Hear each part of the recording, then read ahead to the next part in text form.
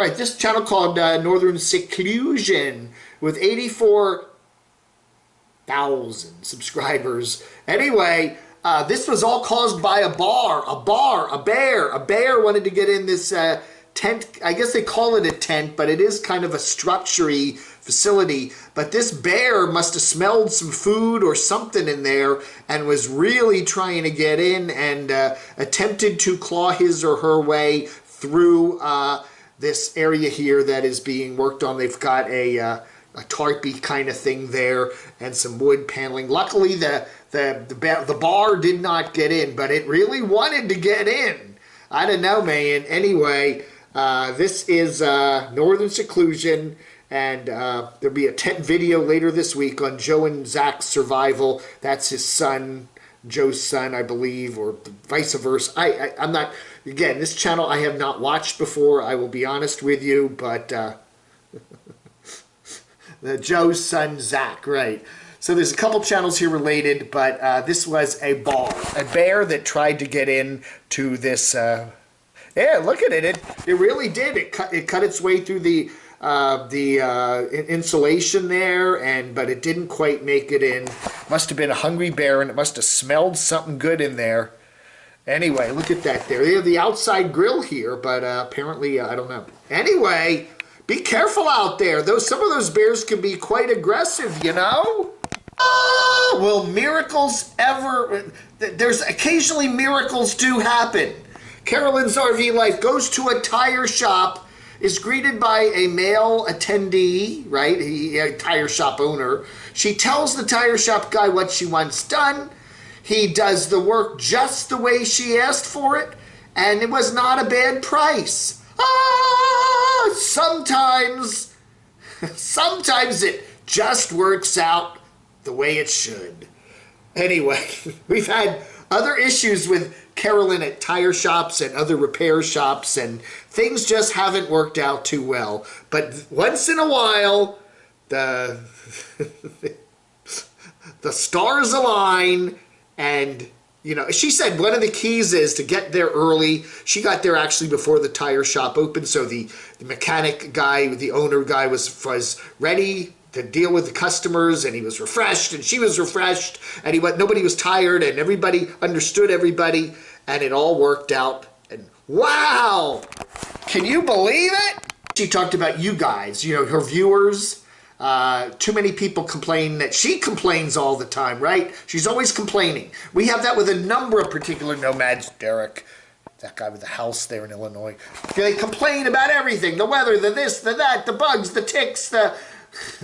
whatever. Well, she ain't gonna take it anymore. No way. Here's the thing. Her drama videos that include the complaining actually get twice as many views as the ones where everything's just wonderful. So, as I say, oh Dave, why do you drama? It's drama equals views. She knows that. She knows that. Okay, check the 147 or 145 minute mark on this video here. That's Vancity Vanlife Chrome. 2 belches and an S-bomb. 2 belches and an S-bomb at the 148, or no, 145 mark. By 148, it's all over. 3 seconds of two belches and an S-bomb. So now Chrome is confused, okay? He loves his current van. He's built it out just the way he loves it, but he also can't not see himself living in that new ambulance that he bought, the 4x4 ambulance build there. So he said, well, you know, I mean, why not just keep both, you know? I mean, you know, get a plot of land somewhere, looking out, like kind of like Just Incredible there, looking out over the beautiful, you know, ocean or bay there near Vancouver, and you know, have a whole fleet of vehicles. Why do you have to choose? Why do you have to choose? We do see quite a few nomads with multiple vehicles. We have that one guy in Illinois there, Derek, with a whole fleet of vehicles. Dave's RV Life, he's got, you know, he's got the van, he's got Betty the Bounder, he might be getting another vehicle, maybe getting rid of Betty, I don't know, we're still waiting. But anyway, you know, they all have multiple vehicles, you know. tow cars, tow trucks, you know, RVs, vans, bikes. Some of these nomads are just loaded with vehicles, you know, and I don't know, Chrome. You can keep both. Why not? All right, we got shirtless John and fully clad Aja there in the latest video there. This is winding up the Schoolie UP up the Upper Peninsula, Michigan, which was about a week or two ago. These videos are a little delayed. Usually Dana and Steve, Dana has the videos up pretty quick. But these are a little, you know, this already ended a while back. But anyway, they're getting ready to say goodbye to everybody, or at least head their various ways. It looks like everybody had a good time at the Schoolie Up.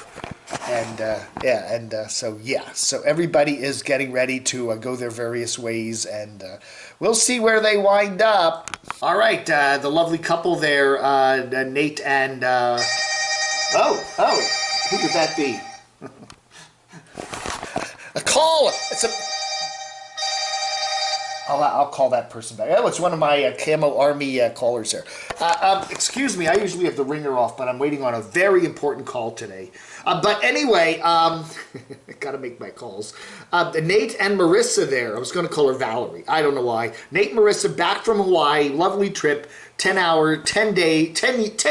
weeks. 10 weeks, which you will pay for. But anyway, they're back there in Tennessee and going to show you how to fully renovate a brand new RV for under $3,000. Good stuff. Enjoy the Journey Life, an unbelievable RV tour.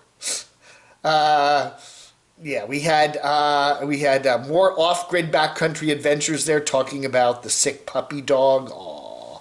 We hope Sierra is feeling better. What else? Dave 2D, Paris Hilton roast. That was from a couple years ago, so he's been reposting old stuff. Way to go, Dave! RV Jedi, casino camping. We know a lot of nomads that like to do that. Oh, yeah. God. Again, Derek. I don't know. Derek is showing us how to put. He's loading up the new camper van that he bought with a whole lot of stuff and making it as heavy as possible, including a new fridge next to the new porcelain toilet with a wooden seat.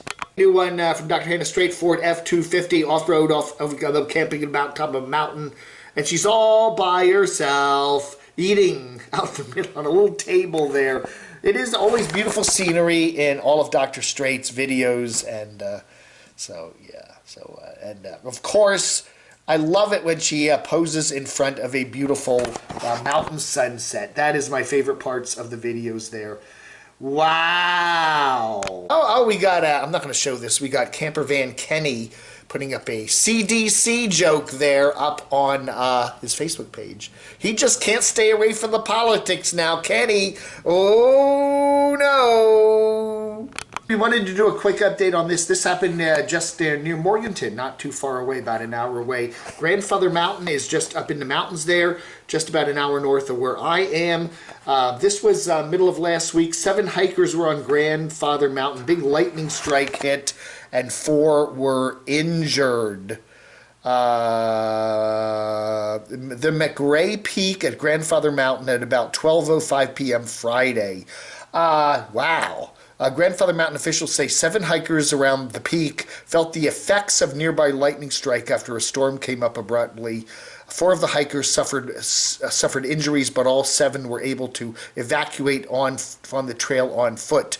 They say one person who fell and seriously injured their head was still able to walk off the trail to the ambulance, where they were further assisted and taken to a nearby hospital. One person did suffer burns from the lightning, but all the other injuries from this incident were considered minor, according to the National Weather Service. Grandfather Mountain State Park, it's very popular. They have a big skywalk up there and stuff like that, and there is a fee to get into the park, and it is one of the tallest mountains up there in the North Carolina mountain range there. That what is it? The Blue Ridge, the Blue Danube, no, the Blue Ridge, the Great Smokies. And there's a bunch of other mountains up in there too and all that. But Grandfather Mountain is a very popular tourist attraction. Anyway, so be careful. These storms, as I've said, can pop up real fast. You know, literally, there's nothing around, and then 10 minutes later, lightning bolts are coming down. It is really kind of scary this time of the year with all this humidity. Be careful out there, all right?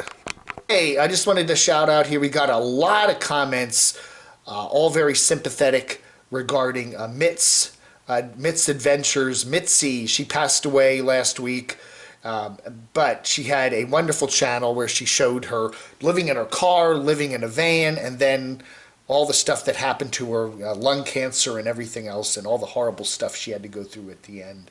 But it was a truly moving set of videos, and I have watched a number of them. Spirit in the Sky said, "Bless her heart. All my condolences to Mitz, her family, and friends." Thank you, Dave. I didn't know her channel either. Again, there are thousands, many thousands of nomads out there, and I would have loved to maybe watched her channel a year ago, and I'll probably put it on the list here, but there's no way to watch everybody, and it's amazing when somebody does a nice channel like that, and getting out on the road as a senior citizen, solo female nomad, and we just don't hear about stuff, all of them, and we miss a lot.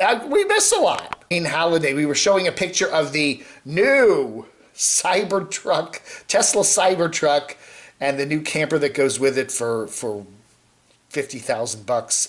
This is the ugliest setup I've ever seen, says Wayne. Tesla's design department needs firing. The truck is gross. The camper is hideous. Even if I had the money to throw away, I wouldn't buy that disgusting look mess. Yeah, it is a goofy looking vehicle. Check it out. I put a video up just a little while ago. Tesla's new Cybertruck. And they do have a camper now that goes with it on the back, and it does look kind of ridiculous. Lee says that Morgan, Unstoppable Morgan needs to buy the Tesla Cybertruck and with a camper on the back. Then she would really be unstoppable. Ken, I guess, doesn't get what being a critic is. A lot of newsers on my channel, on my comments, I guess he's saying, that are obviously unhappy with their own lives. Is it envy or just Dave's relentless obsession with those that actually produce original content that gets people stirred up? If you have to find happiness by tearing down others, then it's time for some self-reflection and maybe a little self-control. I don't know. There are some people that are just like, don't criticize anything. We know what countries they live in. I don't know. Again, as I always say, if we're going to put stuff up on YouTube, we're going to talk about it. And to be honest with you, if you watch my channel on a regular basis, I say nice things about way more of these nomads than anything nasty. I'm serious. We watch a lot of channels here, and there are some critical things I do say about folks, some of them a lot of critical things, but a lot of you nomads out there that I watch, I'm saying nice things about you. People don't seem to get that. They only hear the bad stuff. It isn't really even bad stuff. It's mainly just, honest criticism. Hey, gonna put your channel in front of YouTube. Expect that. Fabulous Cruisers Creative Confabulations. In most campgrounds, we don't get to choose our site. Sometimes trees are just part of the package. We're in a Class C on a Ford A450 chassis, which is much heavier than a trailer and a fifth wheel, and has a lower profile than a Class A. Of the three, it's probably the least likely to flip on its side. For the storms that are predicted, we can move out of the way, evacuate, or at least prep.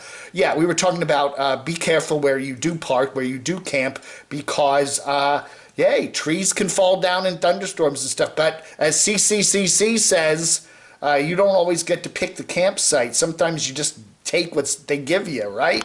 And T says you always have to plan your exit from your RV in case of a big storm.